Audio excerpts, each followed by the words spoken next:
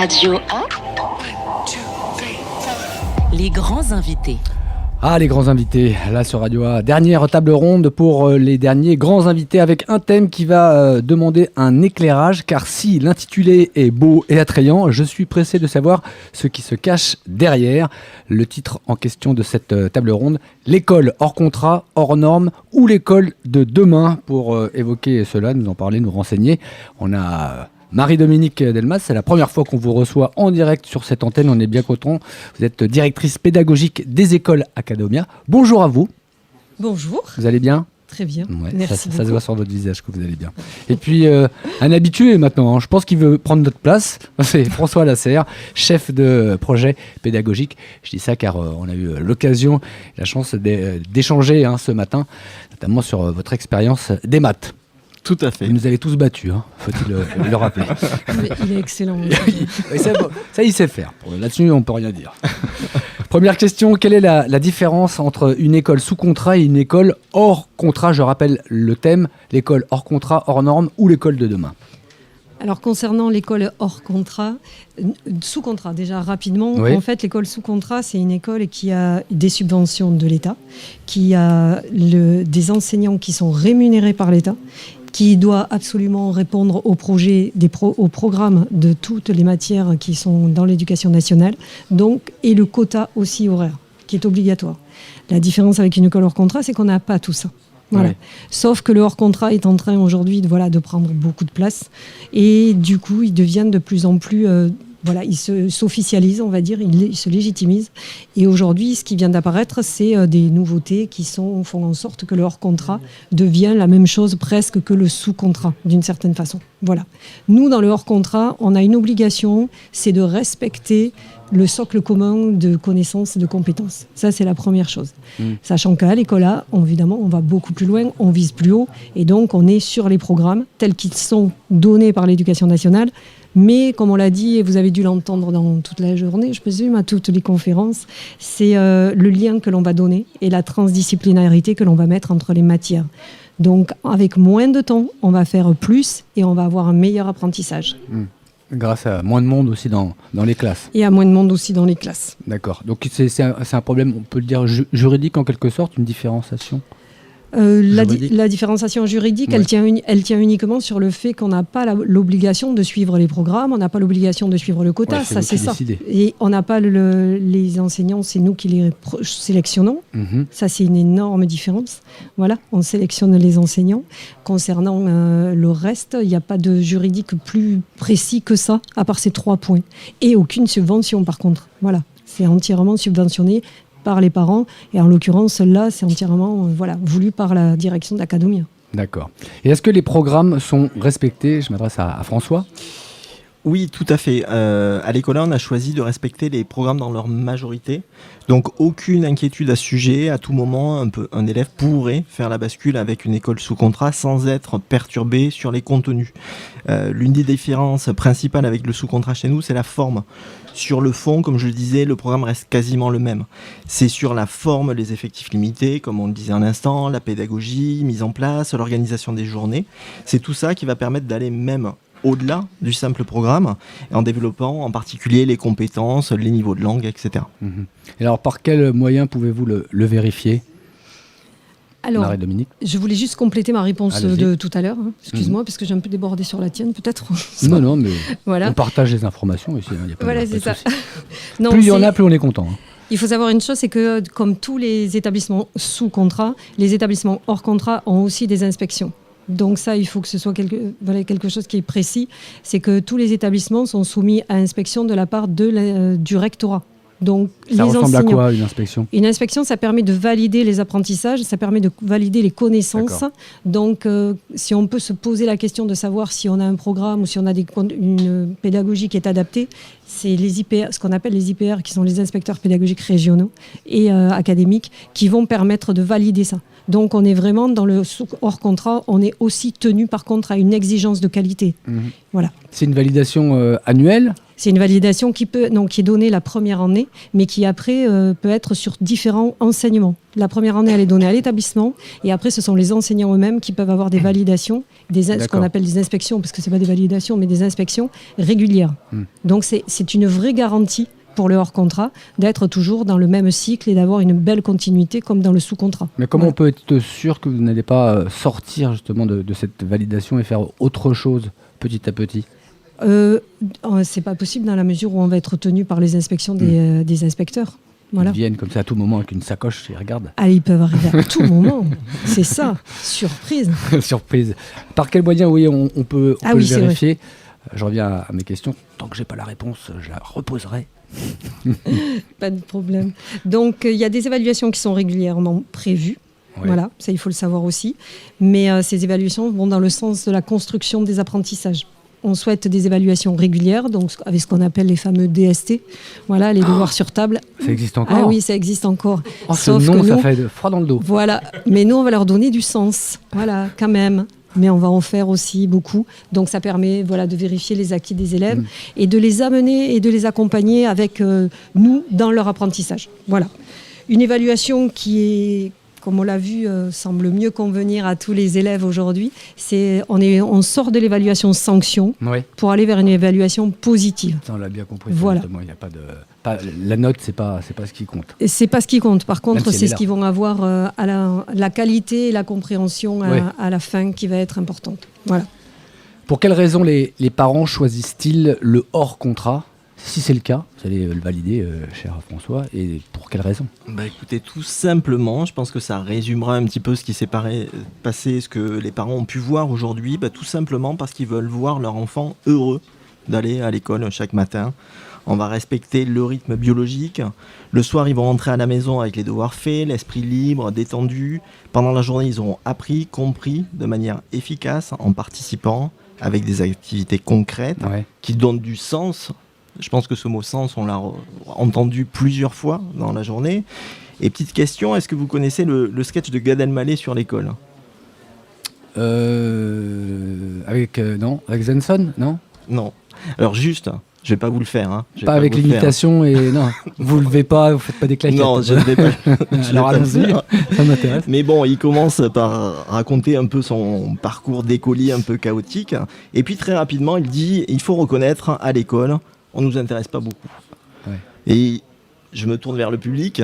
Ouais. Si je vous dis racine de 25, vous me dites 5. Et alors ? Ça vous a déjà sorti une galère, ce truc-là ? Des fois, vous dites en rentrant de chez des amis, heureusement qu'on la connaissait, cette racine. Ouais. Bon, je ne fais pas mentir. Moi, la réponse, je l'ai, c'est je sais pas. Sur la même. Voilà. Et puis, il continue sur des exemples. Alors, souvent les maths, souvent caricaturaux, la baignoire qu'on remplit, il y a une fuite, combien de temps on va mettre pour remplir la baignoire, etc. Et le public, en général, se reconnaît totalement dans les exemples évoqués. Donc nous, on veut changer ça. On veut pas que l'élève rentre chez lui le soir en se disant ce que j'ai vu aujourd'hui, en fait, ça sert à rien. On veut qu'il puisse partager, échanger avec ses parents sur ce qu'il a vu, que ça l'intéresse et que ce soit concret. Voilà pourquoi on va choisir l'école.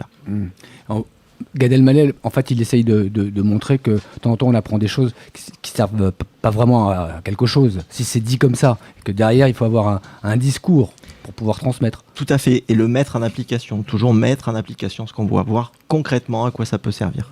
Vous savez que sur les réseaux sociaux, Instagram, on va mettre des extraits de cette journée, avec un début et une fin, et là, on aura quand même un extrait de Gad Elmaleh. Vous ne pouvez pas s'y attendre, enfin, compté par François. Alors, est-ce qu'il faudra des droits d'auteur ? Je ne sais pas, du coup. Ah là, je vous laisse...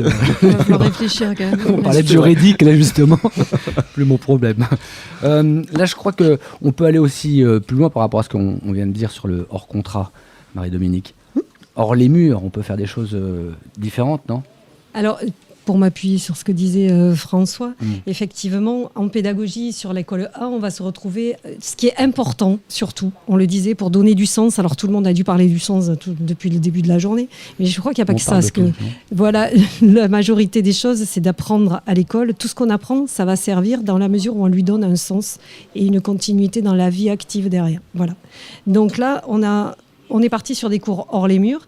Les cours hors les murs, ça va être des cours en situation, des cours qui permettent aux élèves, pas de faire juste une visite scolaire ou ce genre de choses, mais de vraiment pouvoir s'exprimer et de travailler avec leur enseignant à l'extérieur. C'est une vraie continuité, c'est-à-dire que le cours, il aurait pu être en classe, enfermé entre 4 murs, mais il ne va pas être en classe, il va être à l'extérieur, tout simplement. Voilà. Un exemple, on est sur le roman en français, Balzac, sur le 19e, 21e, programme de seconde. Ce qu'on a vu tout à l'heure, les élèves sont partis à la maison de Balzac et ils ont fait la 4e ou la 3e séquence de leur cycle sur le roman du 19e avec leur enseignante in situ dans les jardins de la maison de Balzac. Une mise en situation, en quelque sorte. Voilà, une mise, mais c'est le cours. Carrément, voilà, c'est le cours qui va être vécu à l'extérieur. Donc ça, c'est important parce que ça va faire ça accroche au niveau des apprentissages, ça motive. On a un côté ludique, mais c'est ce fameux côté ludopédagogie dont on parle, qui permet de ne pas faire que, on ne fait pas que s'amuser, c'est pas ça. On apprend, voilà, en s'amusant d'une certaine façon. Mais c'est surtout, on apprend en étant motivé, je dirais plutôt. Voilà. Ouais. Ensuite, vous avez la co-intervention, ça aussi. Pour donner un exemple rapide, on prend encore une fois le français et nos fameux maths, voilà, dont nous sommes tous friands. Et on y revient. Et on y revient à chaque fois. Donc, on sait que la problématique aujourd'hui, c'est le manque de compréhension des consignes en maths. Donc, on va faire un cours de maths français dans lequel le professeur de français va aider les élèves à vraiment se saisir de la consigne, à lui donner le sens pour pouvoir après faire l'exercice de maths. Donc ça, c'est un des exemples de cours en co-intervention. Un cours de français-maths, maths français, j'ai jamais entendu cette notion. Eh oui, si, ça existe et ça marche très très bien. Et c'est vraiment quelque chose qui permet aux élèves de booster leur apprentissage. Et donc, ça éclaire, je pense, les propos de François tout à l'heure. On a aussi tout ce qui va être travaillé sur l'orientation pour avancer, pour aller vers notre fameux post-bac. Voilà, mais je pense que Cécile a dû l'évoquer tout à l'heure aussi. Non, voilà. On peut en redire un mot. Hein. On peut en dire un mot sur l'orientation. Alors nous, ce qu'on a voulu vraiment travailler avec Cécile, qui est la conseillère d'orientation, qui est au sein de l'établissement aussi, qui est le fait de travailler sur une orientation qui n'est pas subie, mais une orientation qui va être choisie. Et en partant du évolutive. Voilà, et en partant surtout du principe que malheureusement, orientation a encore aujourd'hui une connotation négative, ce qui n'est pas du tout le cas. C'est un vrai projet, une vraie préparation de ses études et de son avenir. Donc très tôt, on va commencer à montrer aux élèves qu'il y a des métiers qui existent. Pas les orienter du tout, pas leur expliquer, mais leur montrer qu'il y a plein de métiers. On fait une visite, on fait un cours in situ à l'opéra, par exemple, on va expliquer tous les métiers qui vont être autour.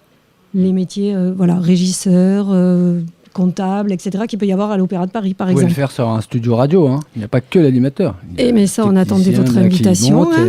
On attendait votre invitation. Il y a beaucoup de monde. Il y a beaucoup, oui, je le vois autour de moi. On est en bout de chaîne. Hein. Voilà. Donc ça, c'est aussi très intéressant. Mais c'est pour vous montrer ce qu'on travaille en orientation. Et après, petit à petit, plus on va monter, là, on va vraiment monter dans un projet qui est construit, qui est accompagné avec le fameux Parcoursup, la suite et comment on va sur une prépa ou comment on va sur le métier que l'on a choisi. Pas forcément une prépa Ing, ou prépa médecine, hein, tout ce qu'on peut travailler et tout ce qu'on peut faire ici. Mais on peut aller sur tous les métiers, puisque nous, on aura donné ce sens et on aura permis à l'élève de construire cette orientation. Oui, puis l'aider à y penser, à le concevoir, donc le faire avec lui. C'est ce qui est primordial, parce qu'une fois qu'il se sent concerné, qu'il est le premier concerné et qu'il le sent comme cela, c'est déjà gagné. Et surtout, on peut changer d'orientation. C'est ce que nous expliquait aussi Cécile, c'est pas figé. Voilà, ça aussi, on sait qu'aujourd'hui, la plupart des jeunes risquent de changer 2, 3, 4 fois peut-être de métier dans leur vie. Et c'est aussi ce qu'on souhaite leur apprendre à l'école EA, c'est justement cette flexibilité. Donc le fait de ne pas avoir un apprentissage qui soit vraiment quadrillé en ayant 8 à 9 en a maths, 9 à 10 en a français, etc. Mais ce sens qu'on va leur donner permet aussi de modeler leur esprit, pas modeler leur esprit, de permettre leur acquisition et leur savoir-faire pour qu'après, justement, derrière, ils aient toutes ces compétences de flexibilité et d'agilité dont on aura besoin demain et dont eux, ils auront besoin demain dans leur futur métier. Voilà. J'aime bien Marie-Dominique fait ça en regardant les élèves en face d'elle.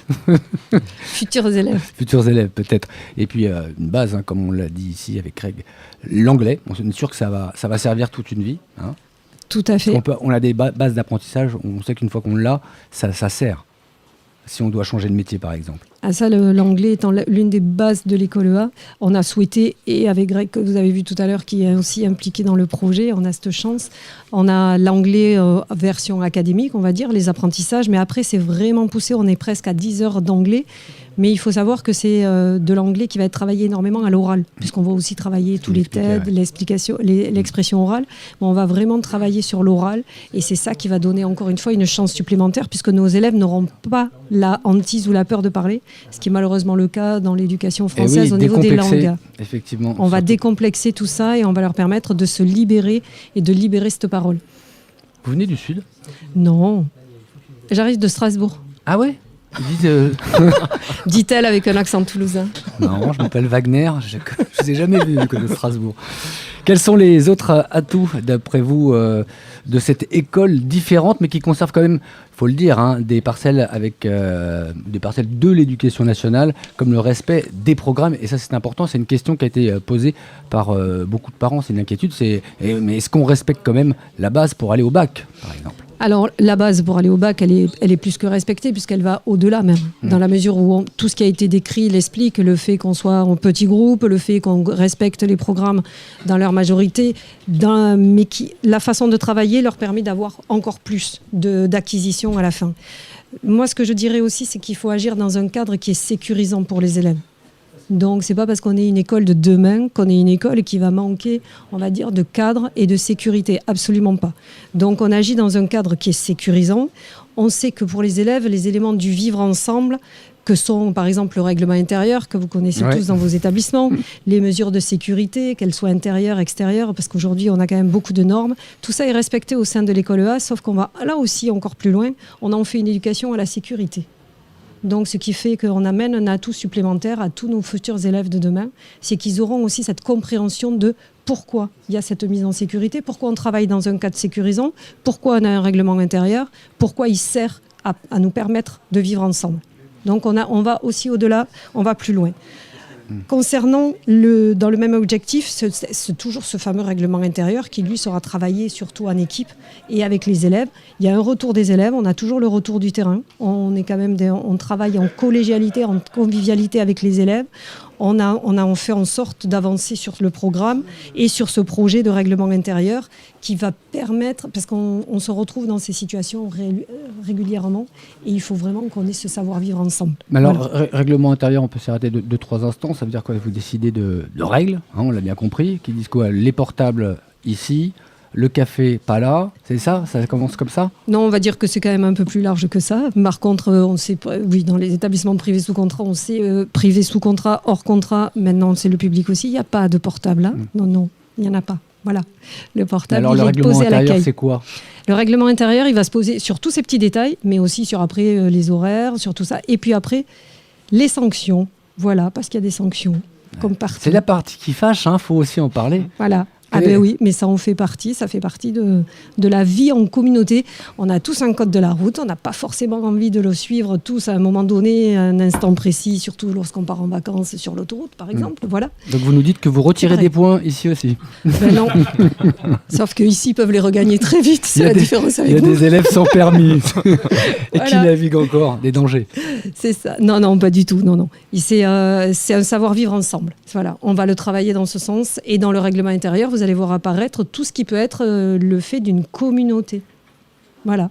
Comment on vit en communauté. On a l'obligation de on fait une erreur, on a un problème, on a, je sais pas, eu un comportement qui est désagréable. Je vais parler de choses qui fâchent là, mais qui sont réelles. Il en faut. On a un élève qui a eu un problème de comportement avec un autre élève. Mais c'est quelque chose qui va être géré, ça va pas être laissé. C'est pas, on ne fait pas ce qu'on veut. Ne recommence plus. Non, ça c'est gentil. Non, on se voit et on discute de ce qui s'est passé. On se voit, on discute, mais aussi on établit ensemble la sanction qui va être appropriée. Il faut qu'on aille jusqu'à à un moment donné quelque chose qui fasse que l'élève comprenne son erreur. L'idée, c'est de comprendre l'erreur. On a le droit de faire une erreur, mais une fois, pas de la refaire régulièrement. Et c'est ce qui va permettre à chacun de pouvoir être ensemble et de vivre ensemble. Voilà. Donc c'est pas, je sais pas, il y a quelqu'un qui utilise une expression que j'aime beaucoup qui s'appelle c'est pas béni oui oui. Voilà. Ah oui, je ne m'y attendais pas. Non, c'est quelqu'un qui utilise cette expression, souvent d'ailleurs. Voilà. Et on n'est pas des bisounours aussi. Alors moi, ça serait plutôt cette expression-là. Voilà, on n'est pas des bisounours, oui, effectivement. Je suis en train de dire quelque chose. Non, mais ce qui est intéressant, c'est que l'école se veut être ouverte sur le monde. C'est ce qu'on disait ici même, de s'inspirer de ce qui peut se faire de mieux ailleurs, de l'adapter ici. Mais on part quand même d'un endroit avec une base, une structure et des règles. Et c'est bien normal. C'est pas le n'importe quoi. C'est pas parce qu'on peut jouer au ping-pong ici que tout est permis. Ah non, absolument pas. C'est pour ça qu'on disait demain, on est vraiment une école de demain. C'est pas une école soit alternative, soit autre chose. C'est une école de demain qui fait que on a pris ce qui marchait. Voilà. Plus l'expérience de 25 ans d'Academia, de suivi des élèves. Plus ce que nous, on peut apporter aussi de l'extérieur. Et on a réussi à en faire quelque chose dans lequel on a pris tout ce qui était bon, mais ça ne veut pas dire qu'on a enlevé ce qui ne l'était pas ailleurs. Voilà. Donc on repart sur des bases qui sont quand même très construites. Ça ne veut pas dire non plus que tout est bon. Ah non. Ouais. Ou ailleurs. Il y a des choses à corriger. C'est justement ce qu'on a fait. On a corrigé les erreurs. Non, on a corrigé les erreurs. On a pris des bases qui marchent, qui fonctionnent. Et on a essayé au maximum de corriger les erreurs. Voilà, de façon à ce qu'on avance. Vous ayez un œil à chaque fois sur l'évolution. C'est ce qui compte. Vous parlez d'erreurs et de pouvoir les pardonner. On a le droit de tous en faire, mais c'est bien d'avoir un regard dessus. Ah oui, il faut avoir un regard dessus. Par contre, le droit à l'erreur existe. Il ne faut pas l'oublier. Et c'est vrai que pour les élèves, ils n'en bénéficient pas beaucoup, je crois, aujourd'hui, dans l'éducation telle qu'elle est conçue. Et ici, on souhaite avoir le droit à l'erreur. C'est pour faire progresser, c'est pour faire avancer. Ça fait partie de la pédagogie. Mais par contre, à partir du moment où le droit à l'erreur touche à la sécurité ou à l'intégrité physique, là, on est dans une base réelle. Voilà. On ne rigole pas. Est-ce que François voulait ajouter quelque chose avant de clôturer cette nouvelle table ronde ? Écoutez, c'est le dernier grand débat, je crois, de la journée. J'espère en tout cas que vous aurez appris plein de choses avec tous ces intervenants. Merci à tous les parents, tous les enfants qui sont venus visiter l'école aujourd'hui. Alors on n'a pas encore fini, on y est jusqu'à 17h. J'allais vous dire, on n'a pas terminé l'antenne. La journée.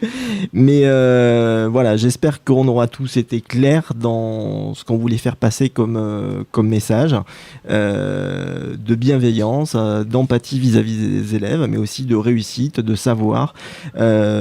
Et comme on le disait tout à l'heure, notre objectif, c'est que tous nos élèves viennent avec le sourire le matin, soient heureux de venir à l'école.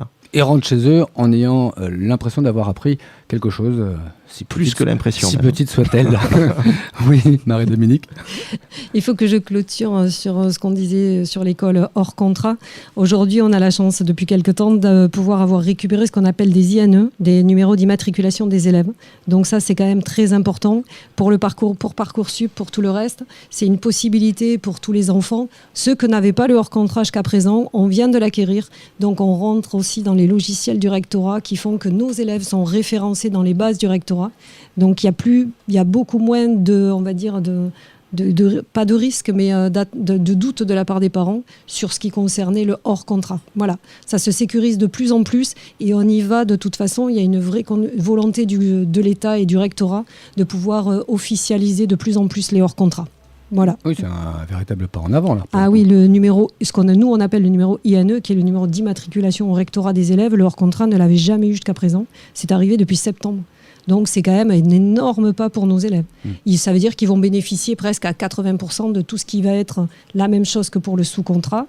Et après, petit à petit, ce qui peut aussi poser question pour les parents concernant le bac, c'est le fameux contrôle continu et sur lequel on va, je pense, arriver tout doucement aussi.